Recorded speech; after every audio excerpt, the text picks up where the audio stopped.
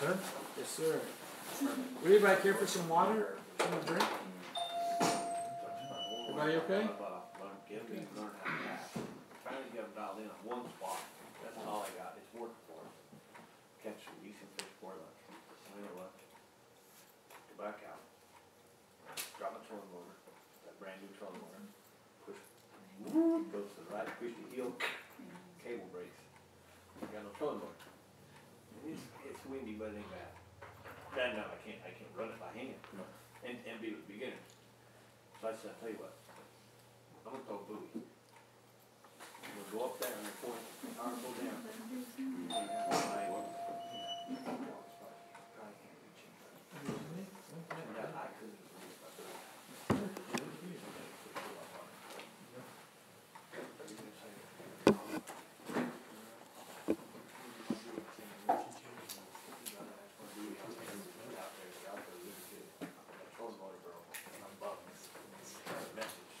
Hey, Austin.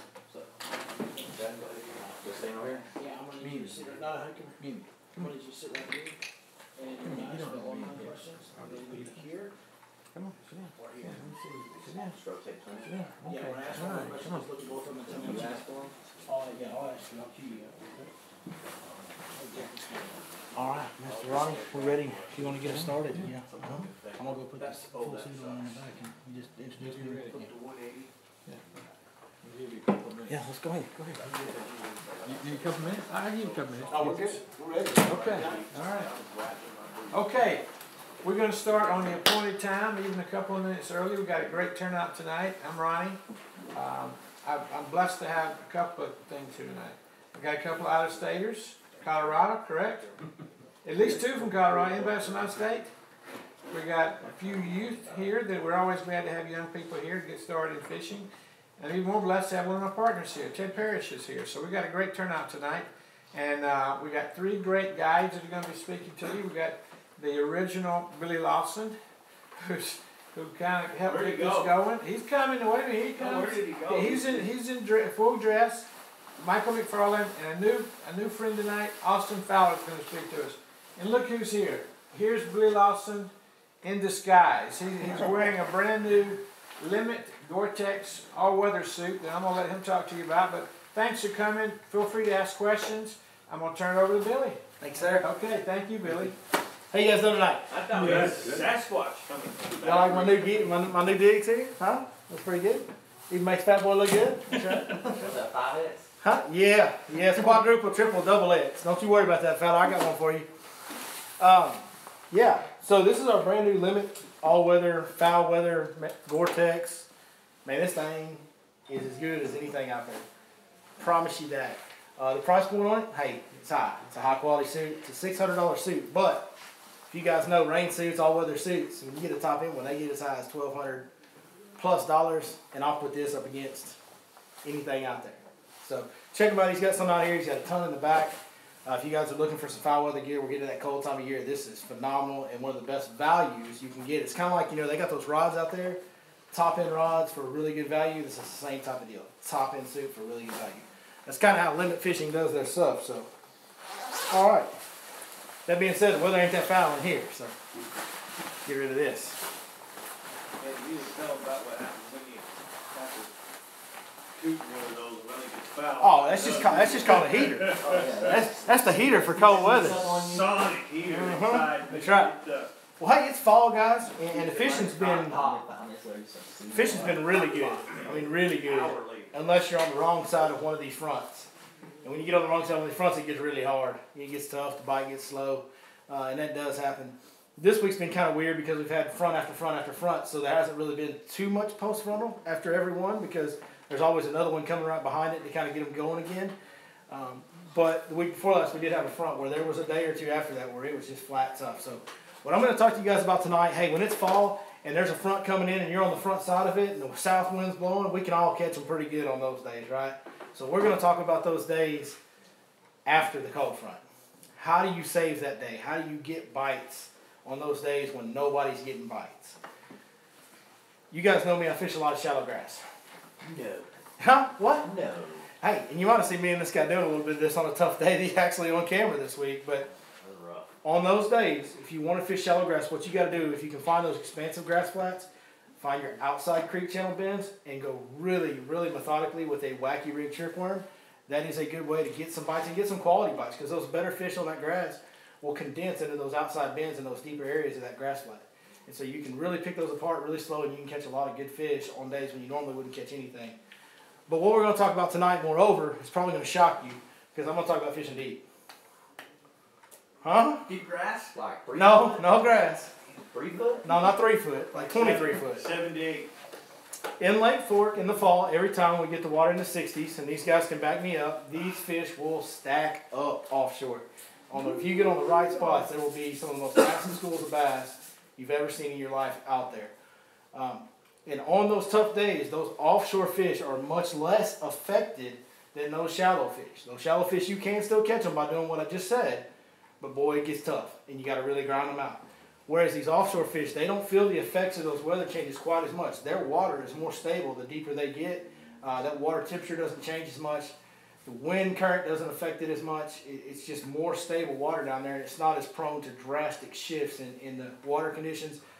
And so it's not as prone to drastic shifts in the fish's behavior. But it is still tough on those days. I'm not saying it's easy. You can go out there and catch them however you want. So, a couple techniques that I do. This is my number one right here, right? On cold front days. And I got this thing rigged a special way. I'm going to pass around and let you guys see it. But I actually do, this is something that I started doing on my own. Nobody taught me this. It's just something that I kind of figured out kind of by accident one day on one of these post-frontal fall days. And it worked really well, and it's just been really consistent year after year since then. I call it Carolina rigging and Alabama rigging. That's a mouthful, but that's what I call it because that's what I do. I literally take this thing, as far as an area, we're talking about anything. Road beds, it's a flat spot. I've got to have a flat spot. That's where I want to fish this bait. Hump, ridge, road bed, long extended point with a flat spot that runs out there. Any type of structure like that that has a drop off with a big flat spot adjacent to it, in 15 to 25 foot, I'll use my electronics to see where they're at depth-wise each day. But I'll throw this out there, make a super long cast, and I'll sit there and strip line and let that thing go all the way to the bottom. And I literally take this Alabama rig with these boot tail shads. That's the key. Hey, I'm sponsored by Lake Fork Trophy Lures. We're at Lake Fork Trophy Lures. I don't always use a boot tail shad, guys. I normally use like a Kitech bait on my Alabama rig. But when I want to go slow, I use a boot tail. Those swim slots and that boot tail magic shad allow it to kick at a much slower pace. And we are creeping this thing in this situation. We're going to throw it out there and literally drag it like a Carolina rig. So this is just dragging on the bottom. And the wind current, that water is going to keep those baits upright. And those little boot tail shads are just kicking. And that little blade's just going thump, thump, thump, thump. And when those fish are slow and methodical, and you go over that flat spot out there and you see them graft, when you graft those fish and you see them on the bottom, this will catch them better than anything else out there. It will absolutely smoke them. Dragging an Alabama rig like a Carolina rig, you will catch fire out of it. Arm ripped off. Yes, they will bite it hard. And yeah, Alabama rigs are expensive, but you better buy more than one because they'll break them. They're going to bite them that hard. They're going to fight. Sometimes you'll catch multiples and they're going to break Alabama rig. I don't care how well it's made. Eventually it's going to break. Second thing that I do, if I graph over that spot and I see that big massive school of fish, but they're not on the bottom, they're up off the bottom. Hey, we had a great seminar on the Your Lake Fork Guide channel on Wednesday from that young man right there about Carolina rig. And if you guys want to see all the details of how to set it up and all that, I highly encourage you to go back and watch Austin Fowler on my channel from Wednesday's video. He did a great job on that. I have nothing to add to what he did there, but I'm going to fish a Carolina rig, and I'm going to tell you, you're in Carolina rig heaven. This store's got like a half a dozen Carolina rig baits that are through the roof phenomenal. Ring fry, right? Chartreuse pepper ring fry. Everybody knows that one is a Carolina rig bait. The hyper stick, one of my favorite Carolina rig baits. Just subtle tail kick behind it as you drag that sea rig along. And then the last one, not the least one by any means, is the one we talked about on the channel, the magic shad. Looks like a shad. These fish are eating shad. It's shaped like a bait fish, and it has that extra wide spade-shaped tail that gets it up off the bottom. And that's what this is about. Every one of these baits has great buoyancy. We're using long 5-6 foot leaders with monofilament line. and that's going to get even more buoyancy. And I actually like to use a 3/0 hook or a 4/0 thin wire. I don't want to go to a real heavy hook because, again, it's all about getting that bait off the bottom. So when I graph that structure in the fall on those post-frontal days and those fish aren't right on the bottom, maybe they're right on the break, but they're sitting up 2 or 3, 4 foot off the bottom, that's when I go to that Carolina rig, dead slow, just jerk it every once in a while, give it just a little tug, and that'll cause that bait to do this. And get up off the bottom and get right up in their face. It's going to get you bit. Guaranteed in the fall, that will get you bit. So, who's got questions? We got any online? What's water temperature? What's that, sir? What was the water temperature today? I hid from the wind today. But the water temp yesterday was in the upper 60s.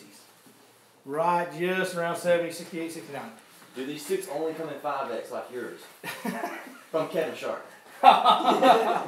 No, Kevin, they make 6X for you, buddy. I had a question about the cold fronts. Yes, sir. And, you know, you've been talking a lot in the last week or so, moving back creeks and so forth. We've got the water temperature down in the 60s. That's right. And now we have a fast moving cold front come through. So is it really going to shock the fish? Are we going to have to really move our techniques back offshore? Are we going to have to slow down and keep up in the creeks? Where are we at with that? So that's kind of, that's kind of what I'm trying to gear this towards tonight is fish are in the backs of creeks. And on the front side of the cold fronts, you can catch the fire out of them. I mean, it's good bite. Agreed. Okay, so when we have we got a cold front coming in right now as we speak. It's blowing through. Right now. And we're going to be post-frontal this weekend. Yep. That's where these two things that I talked about. If you want to stay in the shallow grass and you want to target those fish, that's fine. You can still catch big fish in the shallow grass. You just have to be prepared to fish extremely slow and methodical on the outside bends with the weightless plastics like a wacky worm. That's your best bet. But that wacky worm, it catches big fish this time of year doing that. So it's effective. The fish that are a little less affected are going to be your offshore fish that as that water gets into the 60s, they really start ganging up and building up big schools. And that's when these two techniques come into play. Use your graph, use your electronics. If they're on the bottom, drag that A rig. If they're off the bottom, drag that C rig. Yeah, I guess my follow-up to that is we don't have to move drastically like the front does. We just need to slow down. We don't need to chase them. They're not going anywhere. Perfect. Yeah. Okay. So what we have to wrap our minds around, guys, is that it was 82 degrees yesterday, and it's going to be 33 degrees tomorrow. Right. The water was 72 degrees yesterday, and it's going to be 63 tomorrow. It's not near as big of a change. We always overreact to these early cold fronts. You know, the first half of the fall, everybody overreacts like, oh man, it's post-frontal, we can't catch them. Not really. Fish bite in 65-degree water just fine. I mean, yeah, they're going to slow down because it's high pressure, it's bluebird skies, it's no wind, it's bad conditions. So you're going to have a slow day, but it's not going to be like, it's not going to be like post-frontal in January where you just forget it. So yeah, we can still just stay calm, realize that we're feeling it more than they are, and just grind on them, and you can catch them. Yeah, I thought that, but I wanted to. Yep, that's it. Great question. Great question. Thank you. Any more? This guy says he's big on Monticello next weekend. Any tips? Yeah, stay off my lake. No, I'm just kidding. No, I mean, Monticello, it's getting to that time of year. I was actually there one of these super windy days. I took one of my customers over there. We're trying to hide from the wind a little bit. We didn't really have a great day by any means. The pads, the fall bite in Monticello gets really good when the pads start dying. They're not dead yet. They're not dying yet. So maybe by next week after this front, it might be starting to get good. You might be timing it right where you can get up in those fat fields and throw moving baits and catch them really good. But right now, that's not happening from what I've seen. And it's more of a grinded out deal on the bridge aprons and the pump stations and the output and all that type of stuff. Any more over there, Austin? Will a whopper plopper be foolish to use tomorrow in the morning in Dallas? I think that's going to be a tough bet. Yeah, I'm not going to be starting with topwaters in the morning with as cold as it's going to be. I anticipate the bite to be a little slow in the morning, and I'm going to really slow down with them. So, any more? I'm sleeping in with them tomorrow. Have you looked on both YouTube and Facebook there, Fowler? Yeah. Okay, and that's all of them? I'm trying to look at more comments on Facebook. Okay, all right. Anybody here got any questions? Back to your Carolina rig. Yes, sir. How fast do you have that rig fall and how much weight you put on it to get it down? 3/4 ounce is my standard go-to. Austin, what were you using? 3/4 1? And if it's really windy, I'll go to one. If it's a windy day and I'm usually in Carolina, we'll go to one. Yes, sir. With your Alabama rig, I noticed those are the 3-inch on there, right? Yep. Yeah, smaller. You ever do the larger size with it? I don't. It's something that I don't know. Maybe it works, maybe it doesn't. I just never tried it because that works. It's not that I'm knocking that the other ones wouldn't, but I've just always gone to the smaller size on an A rig. It's a lot easier to keep it small, because it's something I haven't done a whole lot out there myself, but you start getting bigger baits, it Well, gets heavier, bigger to throw. And when you're dragging this, you guys will notice, and I actually said I'd pass this around. I will pass this around now. You'll see how it's rigged up so that we can actually drag it, right? And I think that the small baits and the smaller weight is part of that too, because we don't want to be hanging up $30, $40 rig. A little easier on you to throw it too. Yeah, easier to throw too, absolutely. Yeah, and then, I appreciate that, you made me think of something. Do you ever go to maybe not 5 to a 3, some of the more finesse type A-rigs? Less arms? Yes, less arms, smaller, shorter arms, longer arms, is there anything to that, or is it just? I know some A-rig is an guys. A-rig? I know some guys that have done the big, crazy like bait ball extreme things out here with some success. My personal experience has always been a 5-arm with at least 1, sometimes 2 blades. I like the 8-blade. I like the 4 to 8 blade systems, and I like 5 arms. That's just what I've always used.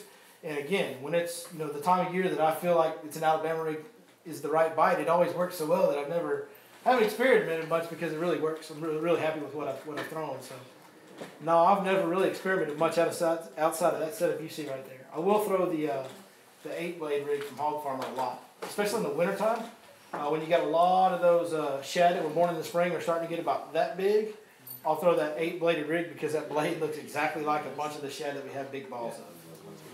Yeah, this guy says it's the A-rig weedless. I don't know what you're talking about. Yeah, it's rig weedless. Isn't it always? Huh? I throw mine. No, most people throw them on jig heads. I use storms Yeah, see, I always swim do that. baits on mine with a hook sticking out of it. So that one's not weedless that I use. Those hooks are flexible enough to That's get all caught I in the use. timber. It's You so pull that much sucker easier. That's why I out. asked about those baits, because I haven't thrown it a whole lot of pork, because you do lose it a lot. Right. I've thrown the storm, and most of the time you'll pull the storm. Yeah, The hook and pull it off. and I'm about to get disowned by a couple people for Who's that the, right there.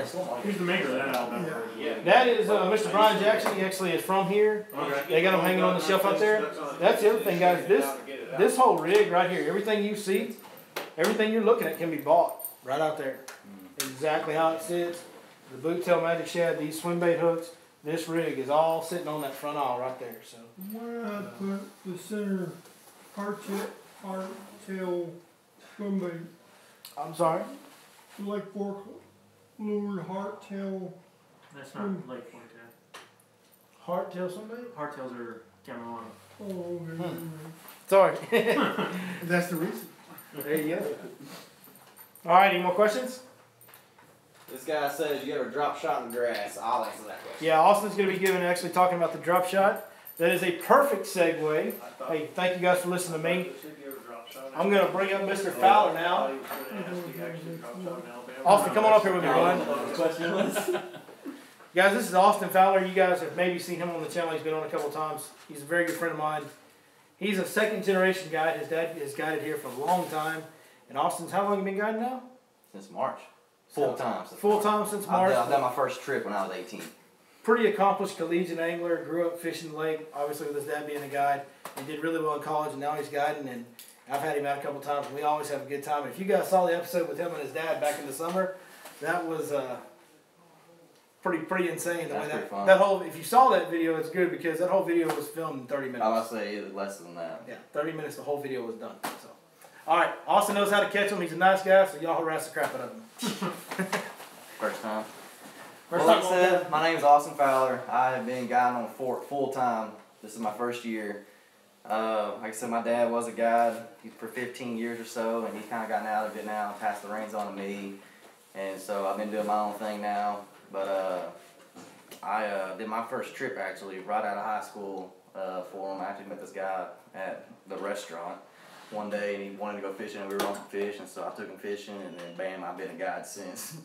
But anyway, so since then I went to college at Tarleton State University where I was on the fishing team there for 3.5 years. And so I traveled around all the U.S. fishing college tournaments, all these different lakes, smallmouth, spotted bass, up north, down south here in Texas, Louisiana, everywhere. So I've been everywhere, I've learned a lot of stuff, and I'm still learning as I go, and that's one thing you have to be as an angler, is you have to be open-minded and still willing to learn. You know, I thought I'd fish this whole lake my whole life, I thought I knew this lake, but turns out this year I've learned more this year than I ever have. And, you know, it's made me a lot better angler. I'm going to keep doing better and keep learning. But today I'm going to talk to you all about the drop shot. It's probably one of the most popular techniques on this lake because it's a slot lake. So you want to throw this drop shot, you got to catch these big unders, and you know, it's very finesse bait, you know, especially when it's tough or cold. So, you know, it's a very, very good bait to use. And I'm throwing this actually on a 6'9" Bushido drop shot rod that I built here on this lake. When I'm not guiding, I'm building fishing rods here at Real Time Rods over at Pope's Landing. Ronnie even sells some here, and so. But what I like most about this drop shot is it catches them. It flat catches them day in, day out, no matter how tough it is. I mean, you put that in front of a fish's face and you just sit there and shake it. It don't matter how big that fish is. This bait will catch 10-pounders, and I've seen it happen several times. I know Mike's caught big fish off of it a lot, and Mike uses our rod too. And but this rod is phenomenal too for it. Like I said, I built it here on the lake, and what's so special about this rod is you look at these guides. This is called microwave guides, not micro guides. These are microwave. So on regular standard guides, you'll see when you cast, let's see if I can do it in here, but you'll see when I can cast, you see how tight that line is coming into this guide. So when I'm casting this out, especially in windy conditions and stuff, it is coming through that guide tight. Right there. I got a knot right there. I didn't even notice that. But it's coming through that guide tight, unlike a regular guide. It's going like this. It's getting all tangled up and everything. And I throw mine on braided line. I use my braid, 20-pound braid, to a 12-pound fluorocarbon leader. And I use this braid too, like I said, when that fluorocarbon is all tangled up in there, it's all in knots and stuff, and I like to see my line when it's in the water. So when I cast it out there and I'm sitting there shaking it, and I get the bite that I don't feel, I can see my lime green line just sitting there moving. And so I can see it a lot better than just using straight fluorocarbon. But like I said, I'm tied the Alberto knot too. The Alberto knot, is that what you use, Mike? I hate those knots. You hate this knot? That's the only thing I use. It's the Well, you best see one. how easy it came through the guides. I don't use braid. Oh, you don't use braid? You're right on the money. That's Well, what- there's so many ways you can do a drop. Everybody's doing the drop shot different. Really, I mean, the Alberto and braid go Yeah. like a great marriage. Yeah, like, it's like you see how easy it comes through those guides. Yeah. Just like It's the you one never thing. even see it. But anyway, so I use the Alberto knot and tie my fluorocarbon leader to my braid. And I use a 1/0 owner hook, wide gap, because I Texas rig my drop shot. I know you can also nose hook it and everything, give it more. And I use this Texas rig like that because I'm always fishing in brush, around trees and everything. It makes it more weedless. And I think with this bigger hook, I get more hookup ratios and stuff. But there's a lot of people who use a smaller hook. You have a question? You know, if you could expand on that, I think you're doing it, you know, the Texas rig versus the nose versus Yeah. something with, you know, some of them drop shot hook now have, you know, spinners on both sides of it, you know. Mm-hmm. Yeah, so like I said, I use this on this lake only because I'm always fishing around trees and timber. It'll get hung up and stuff, and the last thing I want to do is break my knot and then retie this whole thing again, because it sometimes can take forever. You do it wrong, it's one step, and you gotta restart. So I use Texas rig. It goes through the brush. I fish brush piles with it too, and so I'm in that brush pile the whole time. And I'm just sitting there shaking. I'm not even moving the bait.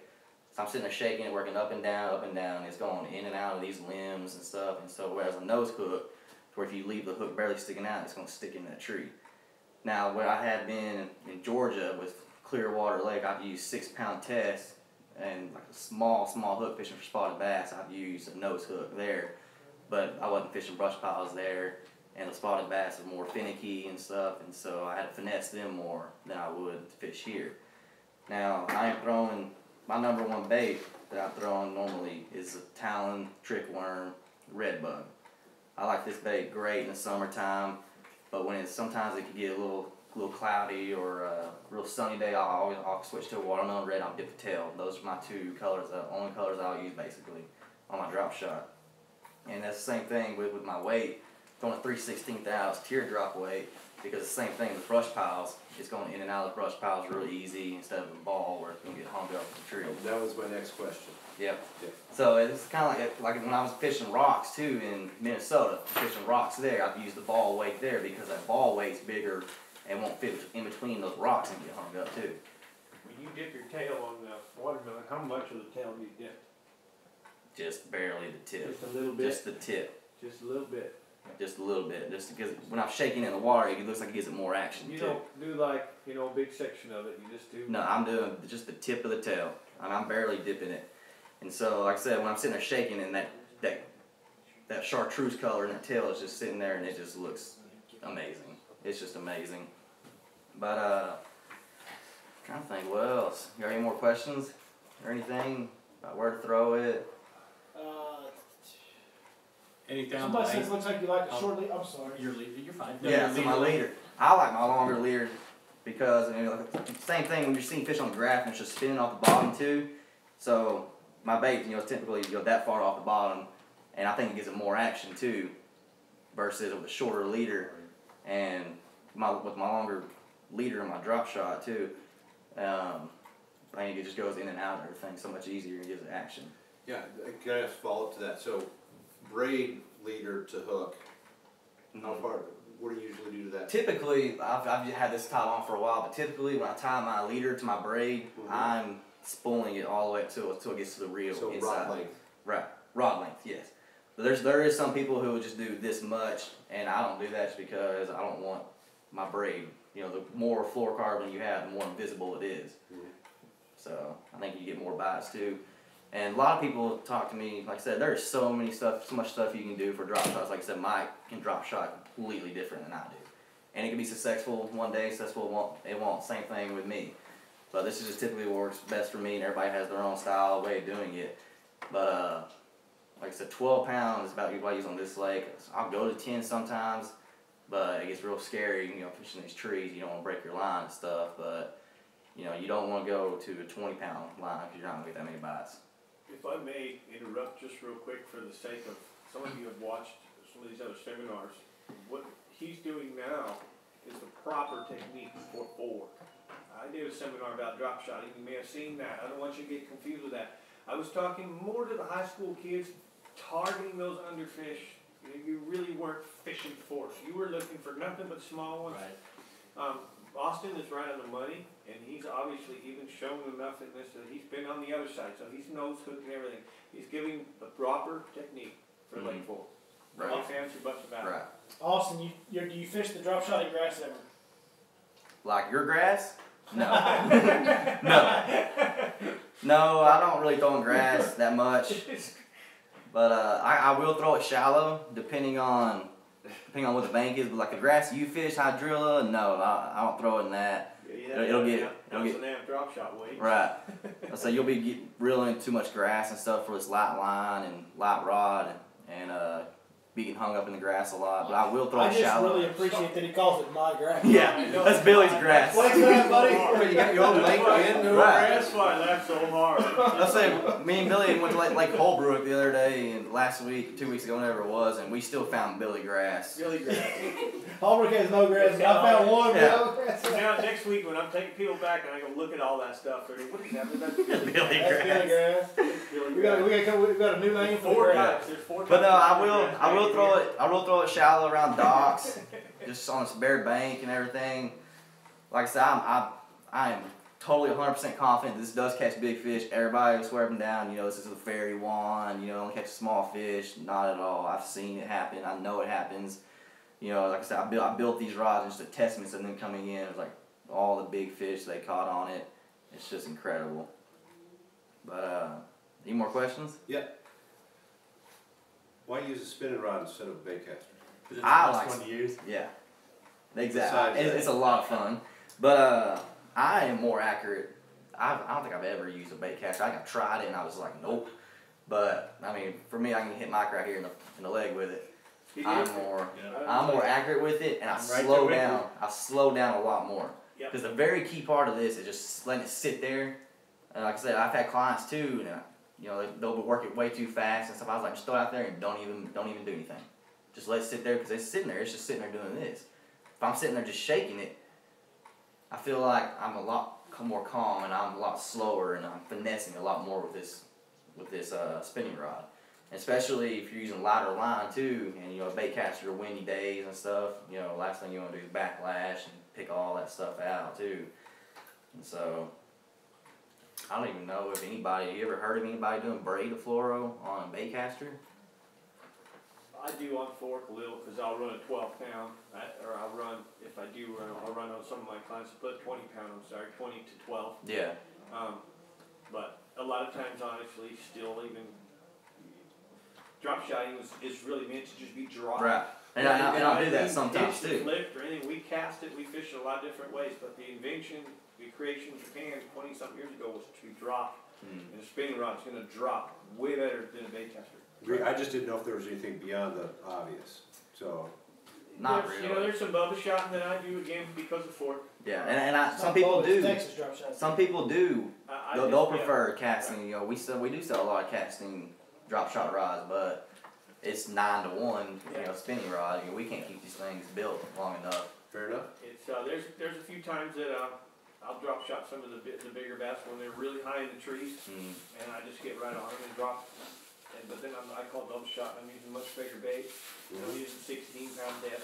Yep, you're in the heavier test. And I'm usually my issue then is I gotta buy a type of hook that has a big enough eye so that I can get all that knot through it properly. You can't use that lighter wire stuff, so it's 12 shot. Any magic on the length of the rod? You said that one's 6'9". This is not really. This one's got great tip to it and backbone. We've actually had a video of this. We had it up in the holster right here, and we bent this tip over, and it about touched the butt of this rod. Yeah. But no, you don't want a longer rod, just because the longer the rod is, I guess the less sensitive I guess it is with the bait, or not. The tip is the best part. It's the most important part you want of anything. But you definitely don't want to be throwing it on probably a 7-footer or more. I don't think I've even heard of the one, but typically it's 6'9". 6'9" is about perfect. We have built a couple 7-footers, but they're throwing more bigger drop shots. They're trying to catch bigger fish off of it too. Not that this don't catch bigger fish, but it's just all preference. What you're comfortable with. Any more? Alright. Well, thank you, Austin. We appreciate you doing that, bud. We're gonna bring up Mike. Mike's gonna go over some of the nerd stuff for us. The nerd stuff. The nerd topic. I forgot to bring my glasses. Real Memphis grass nerd. You love electronics, boy. Yeah. We could talk about that. I should do that next. That's what I'm gonna do. I want to do a vertical deal. Video game fishing? Yeah, video game fishing. Alright guys, I'm Michael McFarland. For those of you that haven't met me, I'm a Lake Fork fishing guide. I moved here 4 years ago, basically to retire here as a Lake Fork fishing guide, and I hope I get to spend the next 20, 25 years here doing so. I love it here. Been doing a lot of stuff about sonars lately, so this is going to work perfect. What both guys talked about, especially Billy tonight, leading us into those deeper fish. I've grown a lot shallow because Billy's helped me, and this time of year, it's kind of up to us to pay tentative to what's going on and make the decision appropriate. So, meaning, we know tonight's going to be freezing cold. Tomorrow morning, if you start all the way in the very far back of a creek throwing a frog or a buzzbait like I've done, then you should expect to probably not get bit. Okay? So, what I'm trying to teach you is that Billy's opening up eyes, I'm opening up eyes, our eyes are even opening, we're learning as we get this. But if you recognize where the fish should be first, where you should be first, that's a whole part of the game. And how many pros in this business will tell you that means the word location, location, location. It's always about the location that really makes the most important part of getting bit. Okay? So I'm going to kind of take this into a sonar now. So Billy talked about right now in between these cold fronts and stuff, and maybe we've gone in and we've tried our shallow bite, and we've recognized within an hour and a half or so, somewhere in there you should recognize they're biting or they're not biting. So you got some decisions. You're going to back out some, like Billy's teaching, and I'm working on that myself. It's never been one of my strengths. Finding those fish that aren't in the back anymore, and they pull back out some. So that's where we can use those side scanning imaging and stuff like that, looking for balls of bait on those secondary points as we back out. But where I want to take you is all the way back out. because that can be unbelievable. Fall, they can really group up in groups of thousands, literally. Sam Rayburn is real famous for that. What the number one thing that I look for when I'm out on that offshore is obviously bait being present, but I'll notice, and I have noticed in many years, that they relate more to harder bottom. That's why Billy talked about the road beds. You'll see in September, October, November, we're a little late this year in our cool down. We should have been on these road beds a month ago. But they start getting on harder areas, hard bottoms, road beds and stuff like that. And so I'm going to show you the first of one image. As I go through, I've got 4 images. I'm going to talk about the sonar part. I did 4 seminars about sonars, side imaging, downscan, and mapping. This is specifically using your sonar tonight to discover your bottom. Okay, remember I talked about the colors, the red, blue, and yellow? Okay, anybody remember what those mean? Yellow's hard. Yellow's hard, I like that. There's a question and answers. I'm going to ask a couple of questions at the end of this. We're going to have a giveaway, so pay attention to what I'm teaching. Blue is the softest of all objects. Red is semi-soft, and yellow is your hardest. That's in your traditional color sonar. In this illustration that I'm going to pass around, if you pay attention closely to what it is, it's how you can determine whether the bottom is hard or soft. Okay?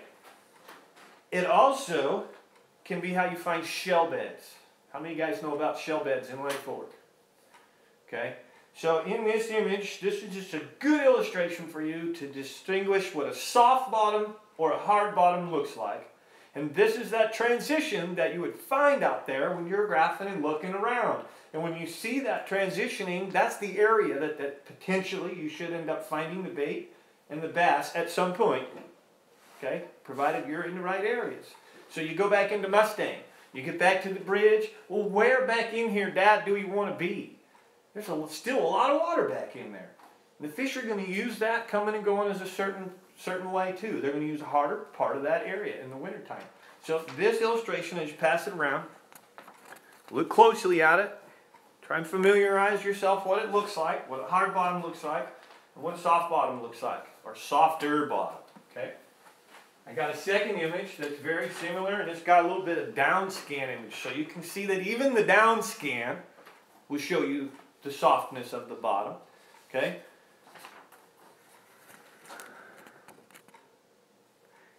A lot of times the real key area isn't the mass of hard bottom that you find.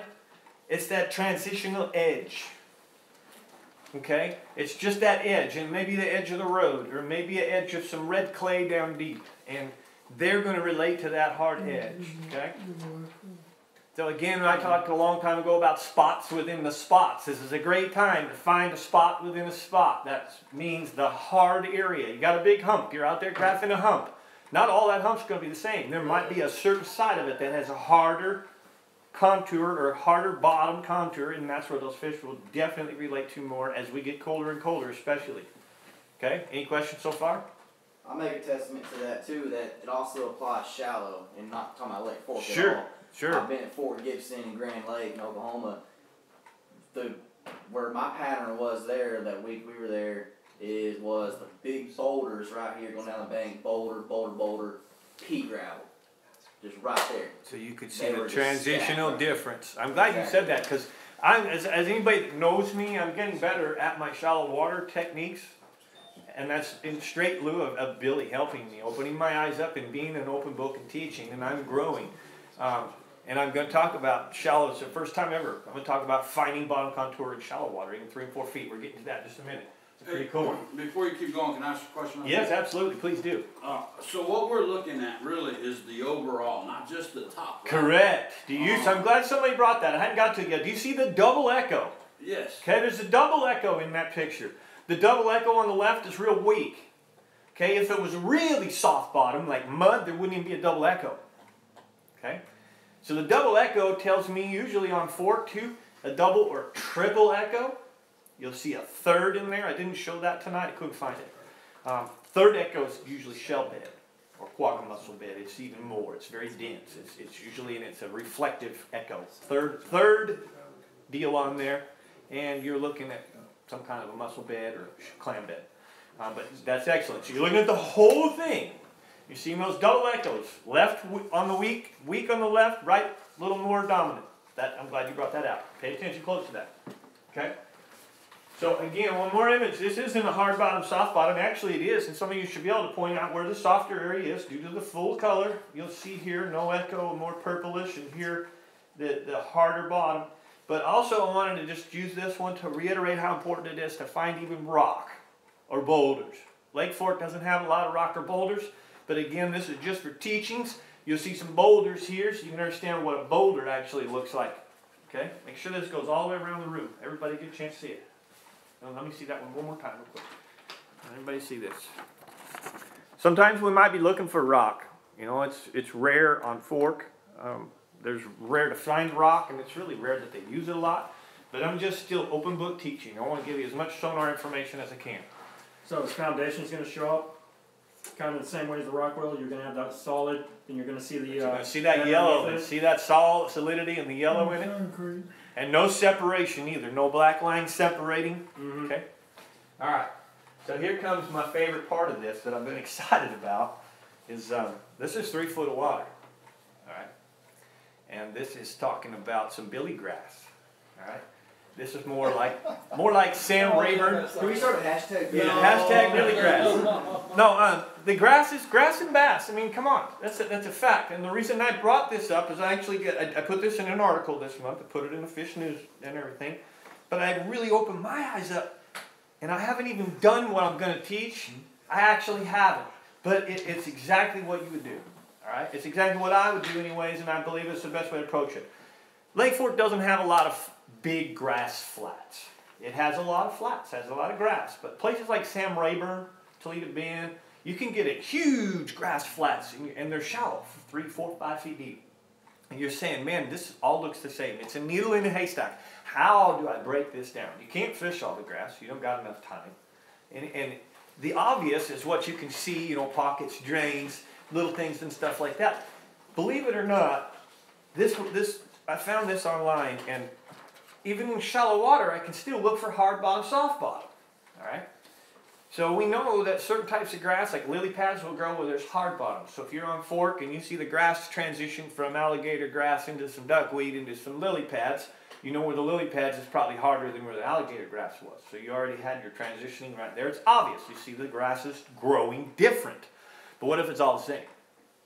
What if it's 200-yard field of hydrilla?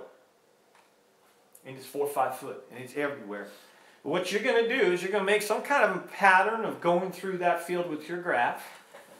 And this image here, Can I give you a and shortcut? you're going to bring Billy with you. Can I give you a He'll shortcut? give you a shortcut. The healthier and brighter, thicker the grass is, the harder the bottom. There you go. There's a lot to this, but when this popped out at me, I realized that, you know what, as you spend time in it even, okay, you drop a trolling motor and you start fishing along, all right, as you're breaking that stuff down, all right, this image right here shows hard bottom, soft bottom, even in 3 and 4 foot of water, right amongst the grass.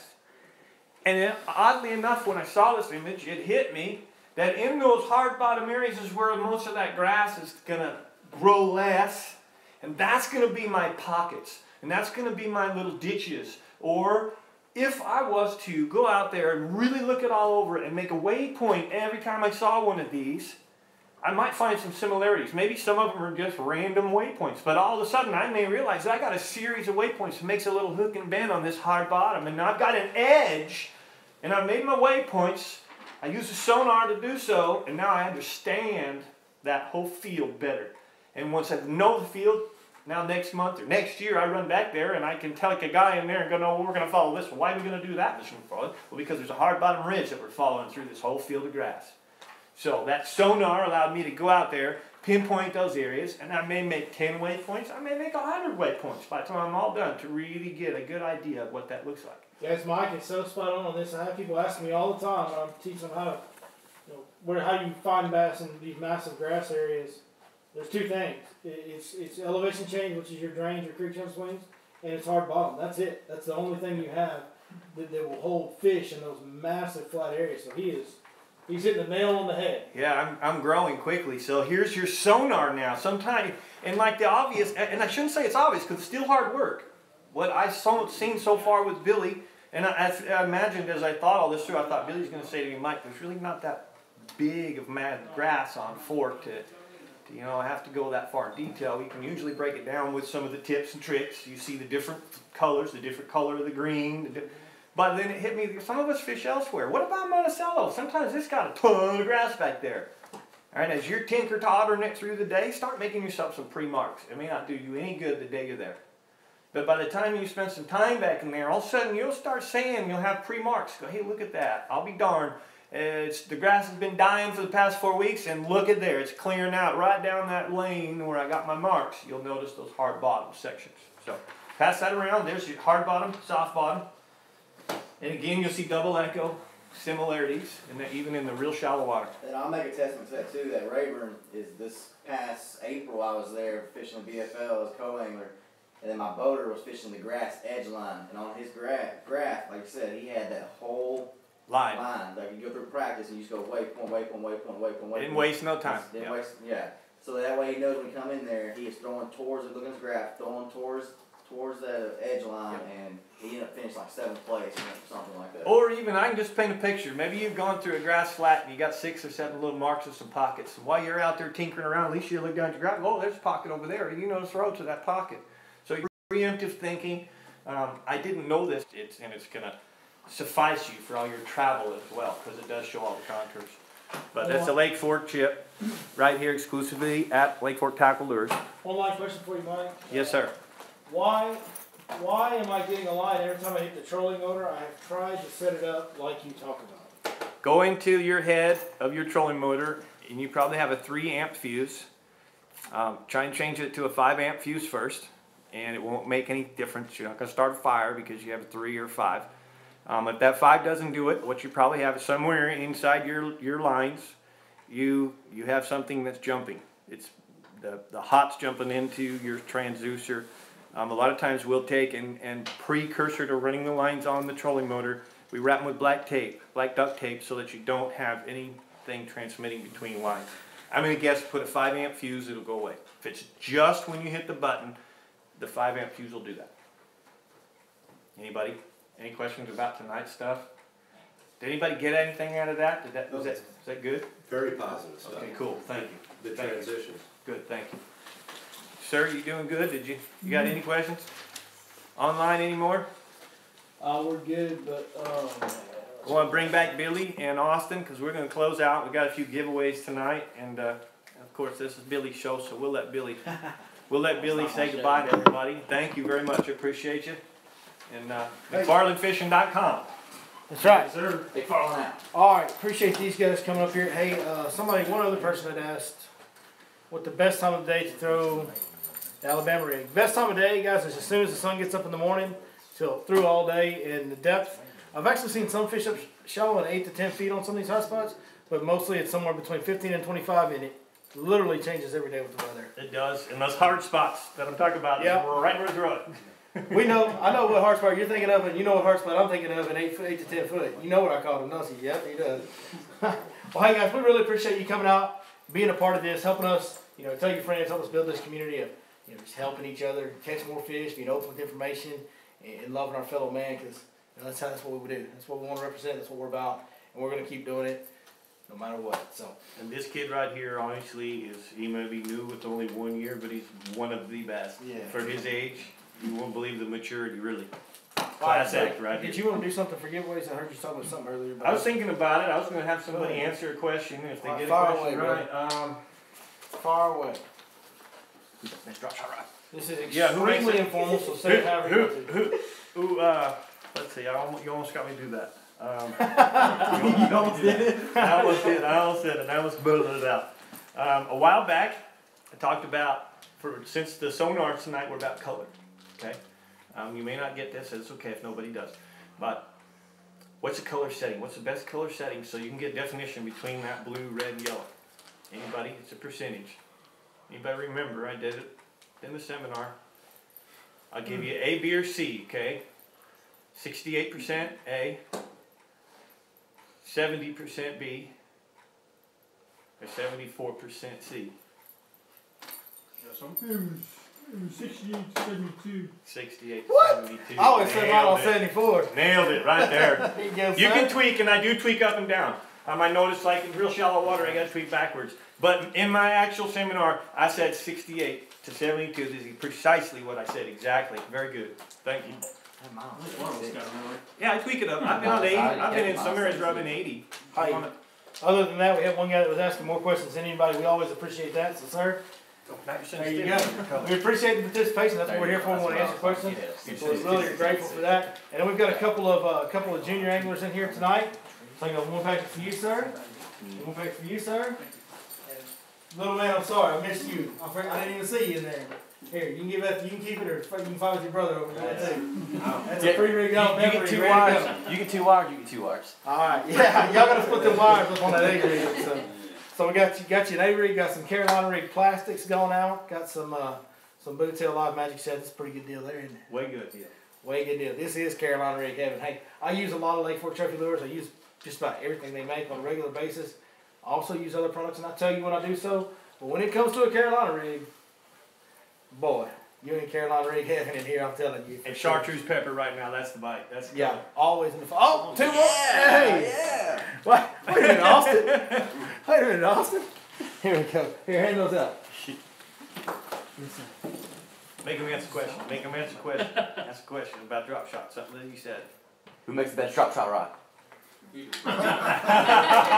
do, he said. Right on. Tomorrow. You do. How about this? I'm gonna help him out.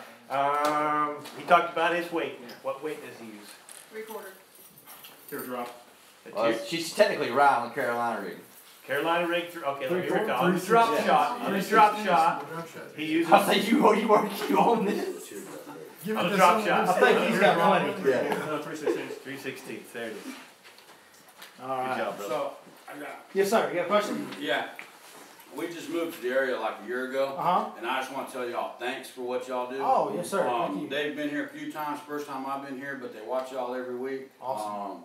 And he has improved tremendously. That's all that He matters, is. man. That's the most and important thing. that's all. Not just the fishing, but the attitude that y'all bring to the table is what's helped him more than anything. And I just wanna say thanks. As a dad, thank y'all. That's very humbling. Thank you. That's everything that we wanted to build it on. I mean, I got goosebumps. I mean, that's what it's all about. And to have a young man like that be influenced by us, it's humbling. So thank Well, you very much. he's a serious baller, footballer. Okay. And he quit football just to do fishing. Hey, Wow. that's my dog right there. That's it. Hey, I always say if they had fishing when I was in high school, I wouldn't have played so much football. Yeah, absolutely. But he actually did it. So good for you. Good for you, Just buddy. thank y'all. Thank you. Awesome. Thank you guys. It's a lot easier on the lake. Yeah. Yeah, that's what we try to do. We try to help. So, any Better more go to questions? college to fish. That's So right. much fun. Yeah, he's the only one of us that's young enough to have fished in college. Turkey, get out of here, will you? Yeah. All right. I'm fishing with a degree. That's right. All right, so I think that kind of wraps it up for tonight. We appreciate you guys so much. Thanks for coming out, being a part of this community, and we'll see you guys next time. Get y'all some Carolina rig baits or whatever else you might need out there in the store. Good job, you